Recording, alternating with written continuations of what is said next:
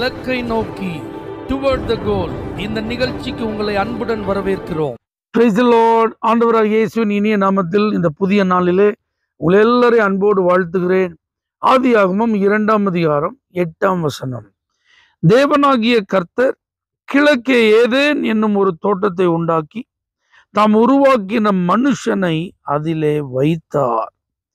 Eden அப்படிங்கிற தோட்டத்துல கொண்டு வந்து மனுஷனை வைத்தார் அப்படின்றது.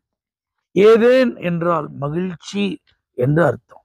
அப்ப மகிழ்ச்சியான ஒரு இடத்துலதான் கர்த்தர் ஆதாமை கொண்டு போய் வைத்தார். இன்னைக்கும் இந்த வார்த்தையை தீர்க்க தரிசனமா நான் உங்களை பார்த்து சொல்றேன். கர்த்தர் உங்களை வச்சிருக்கிற இடம் மகிழ்ச்சியான இடம். அந்த ஏதேன் தோட்டம் மிகவும் செழிப்பான ஒரு இடம், ஆசீர்வதிக்கப்பட்ட ஒரு இடம். அந்த மனிதனுக்கு தேவையான சகல வசதிகளும் இருந்த ஒரு இடம். அந்த தோட்டம் செழிப்பா இருப்பதற்கென்றே 4 நதிகளை கர்த்தர் அந்த தோட்டத்திற்கு நடுவுல வைத்திருந்தார் என்றெல்லாம் பார்க்கும். அப்ப அந்த மனுஷனுக்கு அது எவ்வளவு ஆசீர்வாதமா இருந்தால் அவன் மனது மகிழ்ச்சியா இருக்குமோ அதற்கு ஏற்றாற் போல ஒரு இடத்துலதான் கர்த்தர் கொண்டு வந்து வைத்தார். அப்போ இன்னைக்கும் இந்த வார்த்தையை கேட்கிற நீங்க இருக்கிற இடத்துல உங்களுக்கு தேவையான சகல வசதிகளையும் வாய்ப்புகளையும் கர்த்தர் தந்து உங்க மனதை மகிழச் செய்வார்.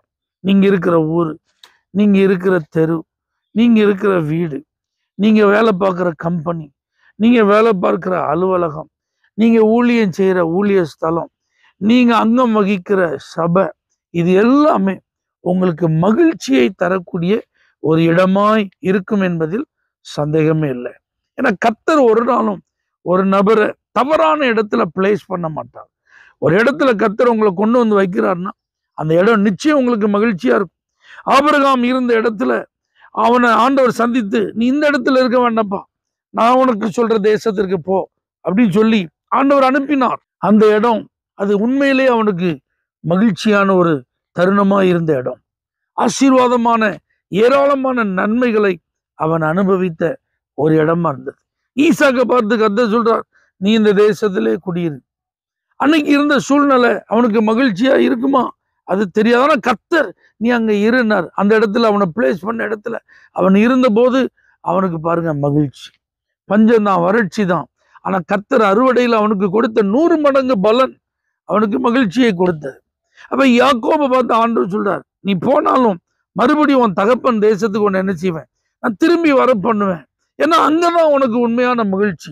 20 ஆண்டுகள் அவன் சீரியா தேசத்துல தன்னுடைய சொந்த மாமனார் வீட்டுல தான் அவன் இருந்து தங்கி அவன் வேலை செஞ்சுட்டு இருந்தாலும் அங்கே ஆசீர்வாதங்கள் இருந்தாலும் அது அல்ல அவனுடைய மகிழ்ச்சி.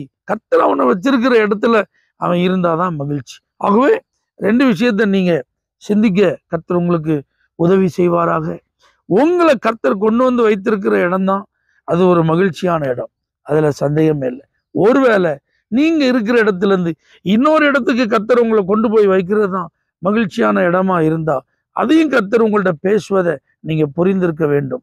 நீங்க மூவ் பண்ணணும்னு நினைக்கும் போது, இல்ல மூவ் பண்ணாத, நீங்க இரு, அதுதான் உனக்கு மகிழ்ச்சி அப்படின்னு சொன்னா அதையும் நீங்கள் அறிந்திருக்க வேண்டும். ஆகவே கர்த்தர் நம்மளை பிளேஸ் பண்ற இடம் தான் நம்முடைய மகிழ்ச்சிக்காக கர்த்தர் வைத்திருக்கிற ஒரு இடம்.